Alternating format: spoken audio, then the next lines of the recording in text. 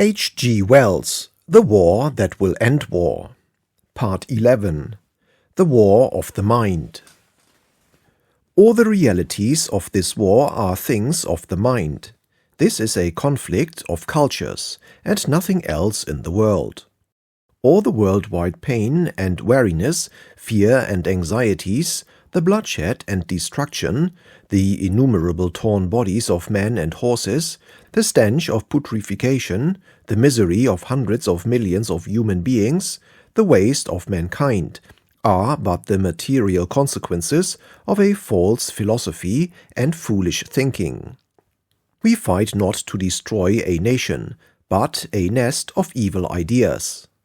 We fight because a whole nation has become obsessed by pride, by the cant of cynicism and the vanity of violence, by the evil suggestion of such third-rate writers as Gobineau and Stuart Chamberlain that they were a people of peculiar excellence destined to dominate the earth, by the base offer of advantage in cunning and treachery held out by such men as Delbrück and Bernhardi, by the theatricalism of the Kaiser, and by two stirring songs about Deutschland and the Rhine. These things, interweaving with the tradesmen's activities of the armaments trust and the common vanity and weakness of unthinking men, have been sufficient to realize disaster. We do not begin to measure the magnitude of the disaster. On the back of it all, spurring it on, are the idea-mongers, the base-spirited writing men, pretentious little professors in frock coats, scribbling colonels. They are the idea. They pointed the way and whispered, "Go." They ride the world now to catastrophe. It is as if God in a moment of wild humor had lent his whirlwinds for an outing to half a dozen fleas. And the real task before mankind is quite beyond the business of the fighting line, the simple awful business of discrediting and discouraging these stupidities by battleship, artillery, rifle, and the blood and courage of 7 million men. The real task of mankind is to get better sense into the heads of these Germans, and therewith and thereby into the heads of humanity generally, and to end not simply a war, but the idea of war. What printing and writing and talking have done, printing and writing and talking can undo. Let no man be fooled by bulk and matter. Rifles do but kill men, and fresh men are born to follow them. Our business is to kill ideas. The ultimate purpose of this war is propaganda, the destruction of certain beliefs, and the creation of others. It is to this propaganda that reasonable men must address themselves. And when I write propaganda, I do not for a moment mean the propaganda with which the name of Mr. Norman Angell is associated. This great modern gospel that war does not pay. That is indeed the only decent and attractive thing that can still be said for war. Nothing that is really worth having in life does pay. Men live in order that they may pay for the unpaying things. Love does not pay, art does not pay, happiness does not pay. Honesty is not the best policy. Generosity invites the ingratitude of the mean. What is the good of this huckster's argument? It revolts all honorable men. But war, whether it pay or not, is an atrociously ugly thing, cruel, destroying countless beauties. Who cares whether war pays or does not pay, when one thinks of some obstinate Belgian peasant woman being interrogated and shot by a hectoring German officer, or of the weakly whimpering mess of some poor hovel with little children in it, struck by a shell? Even if war paid 12.5% per annum forever on every pound it cost to wage, would it be any the less a sickening abomination to every decent soul? And moreover, it is a bore. It is an unendurable bore. War and the preparation for war, the taxes, the drilling, the interference with every free activity, the arrest and stiffening up of life, the obedience to third-rate people in uniform, of which Berlin-struck Germans have been the implacable exponents, have become an unbearable nuisance to all humanity. Neither Belgium nor France nor Britain is fighting now for glory or advantage. I do not believe Russia is doing so. We are all, I believe, fighting in a fury of resentment because at last, after years of waste and worry to prevent it, we have been obliged to do so. Our grievance is the grievance of every decent, life-loving German, of every German mother and sweetheart who watched her men go off under his incompetent leaders to hardship and mutilations and death. And our propaganda against the Prussian idea has to be no vile argument to the pocket, but an appeal to the common sense and common feeling of humanity. We have to clear the heads of the Germans and keep the heads of our own people clear about this war. Particularly is there need to persuade our people against the dream of profit-filching, the war against German trade. We have to reiterate over and over again that we fight, resolved that at the end no nationality shall oppress any nationality or language again in Europe forever, and by way of illustration, we want not those ingenious arrangements of figures that touch the angel imagination, but photographs of the Kaiser in his glory at a review and photographs of the long, unintelligent, sidelong face of the Crown Prince, his son, photographs of that great original Krupp taking his pleasures at Capri and, to set beside these, photographs pitilessly showing men killed and horribly torn upon the battlefield, and men crippled and women and men murdered, and homes burned and, to the verge of indecency, all the peculiar filthiness of war. And the case that has thus to be stated has to be brought before the minds of the Germans, of Americans, of French people, and English people, of Swedes and Russians and Italians as our common evil, which, though it be at the expense of several governments, we have to end. Now, how is this literature to be spread? How are we to reach the common people of the Western European countries with these explanations, these assurances, these suggestions that are necessary for the proper ending of this war? I could wish we had a government capable of something more articulate than wait and see. A government that dared confess a national intention to all the world. For what a government says is audible to all the world. King George II has the ear of 1,000 million people. If he saw fit to say simply and clearly what it is we fight for and what we seek, his voice would be heard universally through Germany, through all America. No other voice has such penetration. He is, he has told us, watching the war with interest, but that is not enough. We could have guessed that, knowing his spirit. As a nation, we need expression that shall reach the other side. But our government is, I fear, one of those that obey necessity. It is only very reluctantly creative. It rests, therefore, with us who, outside all formal government, represent the national will and intention, to take this work into our hands.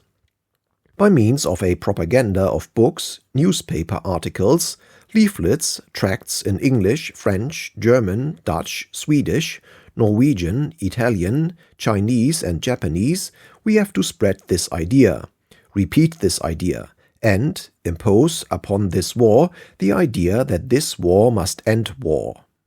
We have to create a wide common conception of a remapped and pacified Europe, released from the abominable dangers of a private trade in armaments, largely disarmed and pledged to mutual protection. This conception has sprung up in a number of minds, and there have been proposals at once most extraordinary and feasible for its realization. Projects of aeroplanes scattering leaflets across Germany, of armies distributing tracts as they advance, of prisoners of war much afflicted by such literature. These ideas have the absurdity of novelty, but otherwise they are by no means absurd. They will strike many soldiers as being indecent, but the world is in revolt against the standards of soldiering. Never before has the world seen clearly, as it now sees clearly, the role of thought in the making of war. This new conception carries with it the corollary of an entirely new campaign. How can we get at the minds of our enemies? How can we make explanations more powerful than armies and fleets? Failing an articulate voice at the head of our country, we must needs look for the resonating appeal we need in other quarters. We look to the Church that takes for its purposes the name of the Prince of Peace. In England, except for the smallest, meekest protest against war, any sort of war, on the part of a handful of Quakers, Christianity is silent. Its universally present organization speaks no coherent counsels. Its workers, for the most part, are buried in the loyal manufacture of flannel garments and an inordinate quantity of bed socks for the wounded. It is an extraordinary thing to go now and look at one's parish church and note the pulpit, the orderly arrangements for the hearers, the proclamations on the doors, to sit a while on the stone wall about the graves and survey the comfortable vicarage, and to reflect that this is just the local representation of a universally present organization for the communication of ideas. That all over Europe there are such pulpits, such possibilities of gathering and saying, and that it gathers nothing and has nothing to say. Pacific patriotic sentiment it utters perhaps, but nothing that anyone can act upon, nothing to draw together, will and make an end. It is strange to sit alive in the sunshine and realize that, and to think of how tragically that same realization came to another mind in Europe. Several things have happened during the past few weeks with the intensest symbolical quality. The murder of Jaurès, for example, but surely nothing has occurred so wonderful and touching as the death of the Pope, that faithful, honest, simple old man. The war and the perplexity of the war darkened his last hours. Once the Church could have stopped this thing, he said, with a sense of threats missed and controls that have slipped away, it may be with a sense of vivifying help discouraged and refused. The Tribuna tells a story that, if not true, is marvelously invented, of the Austrian representative coming to ask him for a blessing on the Austrian arms. He feigned not to hear, or perhaps he did not hear. The Austrian asked again, and again there was silence. Then, at the third request, when he could be silent no longer, he broke out, "No, bless peace."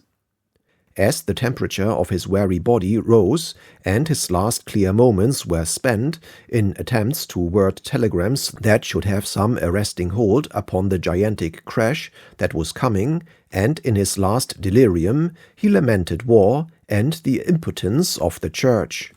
Intellect without faith is the devil, but faith without intellect is a negligent angel with rusty weapons. This European catastrophe is the tragedy of the weak though righteous Christian will. We begin to see that to be right and indolent, or right and scornfully silent, or right and abstinent from the conflict is to be wrong. Righteousness has need to be clear and to do things as sedulously in the right way as any evildoer.